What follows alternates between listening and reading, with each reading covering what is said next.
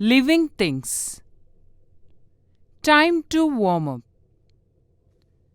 People say, I'm a non living thing. I wonder, can they lead life without me? Time to know. When you look at the world around you, how do you categorize or group? What do you see? In science, the broadest grouping things are living and non living. This may sound simple, but it is sometimes difficult to decide whether something is truly alive or not. So, why would we say earthworms are living? All living things share life processes such as growth and reproduction. Most scientists use 7 life processes or characteristics to determine whether something is living or non living. Characteristics of living things. All the forms on the earth can be classified into living organisms and non living materials. Living organisms exhibit certain characteristic features which make them different from non living organisms. All living organisms exhibit certain characteristics of life.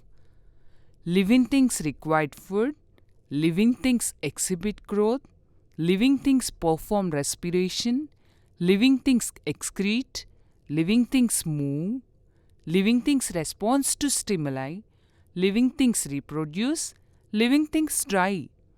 Fact finder. What about a car? It moves, it eats petrol, it breathes air. Is it living or non living thing? Living things require food.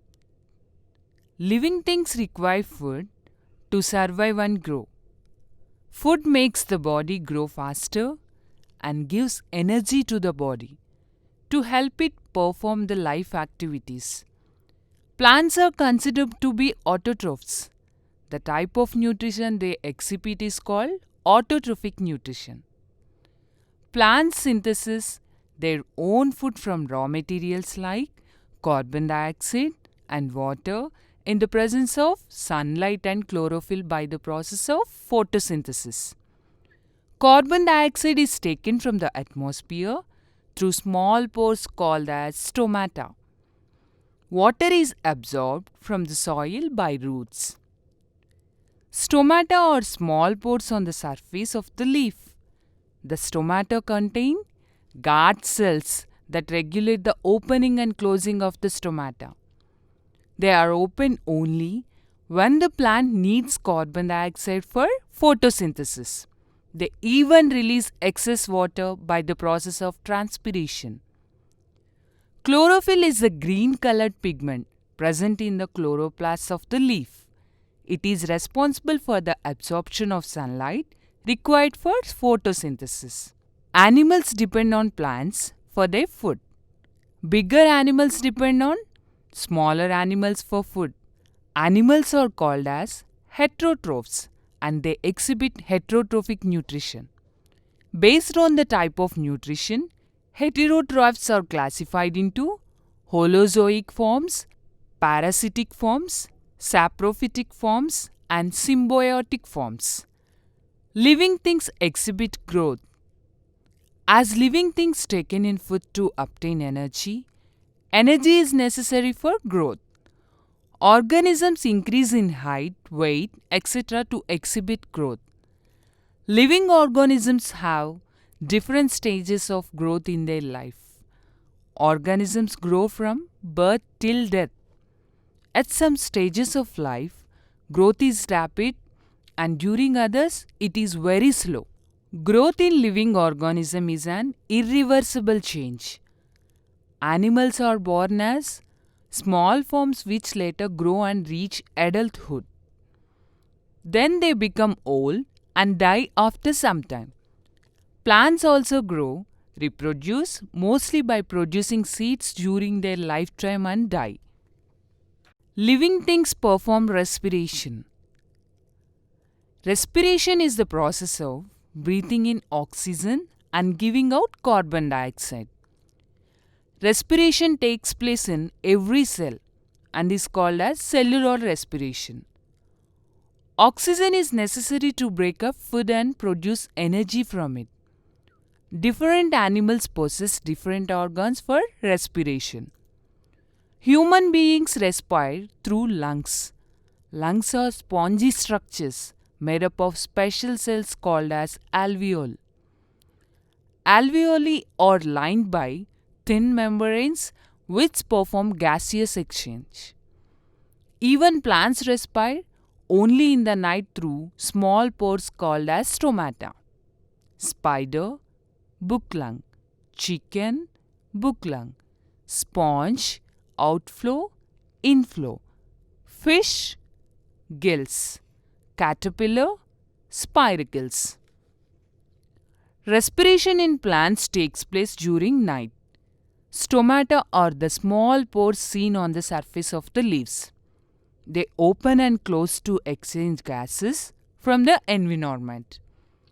Oxygen is taken in from the environment and carbon dioxide is released into the environment during the process of respiration. Living things excrete. The process of eliminating waste from the body is called excretion. Plants eliminate harmful waste substances in the form of secretions such as resins and gums. Animals possess different organs for excretion.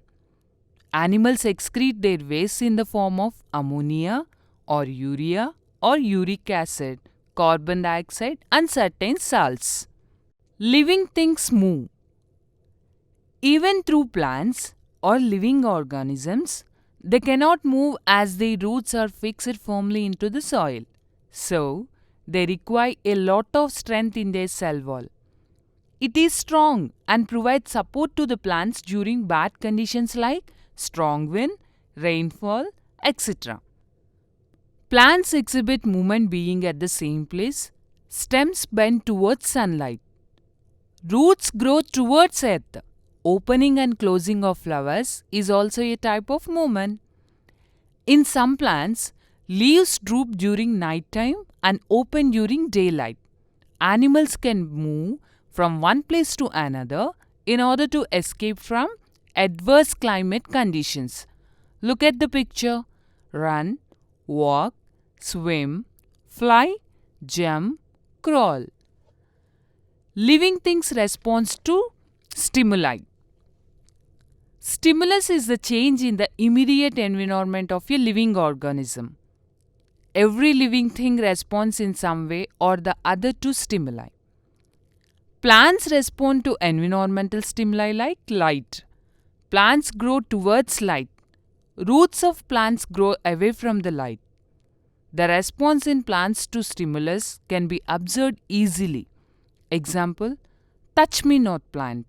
Some animals like cockroach respond to the environmental stimuli like light. Living things reproduce. All living things reproduce. Some animals lay eggs while others reproduce by giving birth to young ones. Plants produce seeds that can germinate into new plants. Some plants do not produce seeds but give rise to new plants in different ways. Living things die. All living things must die one day or the other. As an organism grows, it undergoes many changes during its lifetime. Finally, it undergoes aging process and dies after some time. Further classification. Based on the information above, we can confidently categorize earthworms as living things, as they carry out all 7 life processes. It is now possible to classify them further into a series of hierarchical categories: kingdom, phylum, class, order, family, genus, and species. Classifying living things into these categories is an important way for scientists to show how living things are related to each other. Most scientists classify living things into one of the following 6 kingdoms: Which kingdom do you like earthworms belong to? Bacteria are single-celled microorganisms that don't have a nuclear membrane. Protozoans are single-celled organisms that they are generally much larger than bacteria.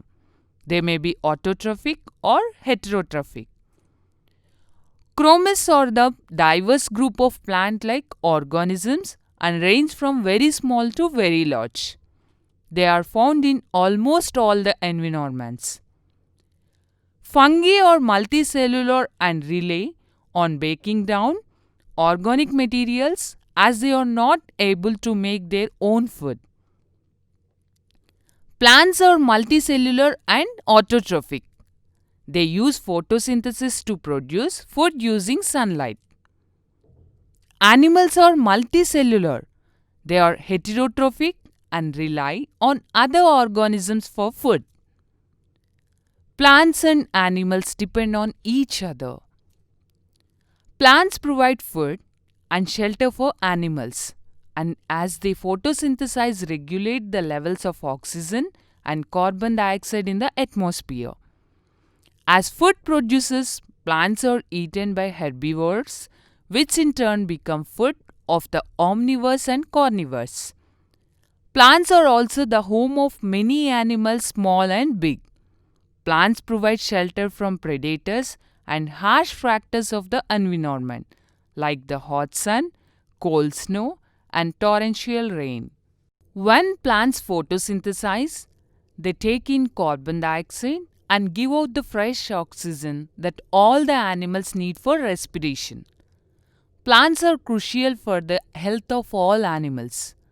On the other hand, plants depend on animals for nutrients, pollination, and seed dispersal, and as the animals consume plants, they regulate the number of different species of plants. While plants provide oxygen for the animals as they photosynthesize, animals respire and give out the carbon dioxide for plants to make food with. It is an interdependent relationship here. This is not to say that plants do not respire themselves. They do. It is just that the amount of carbon dioxide they give out is not enough for the plants to make enough food with. As such, plants need animals.